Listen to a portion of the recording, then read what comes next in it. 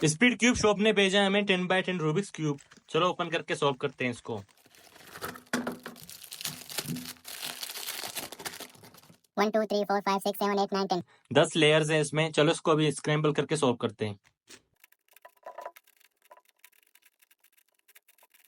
यार अभी के लिए मैं बस 3x3 स्टेज सॉल्व करूंगा।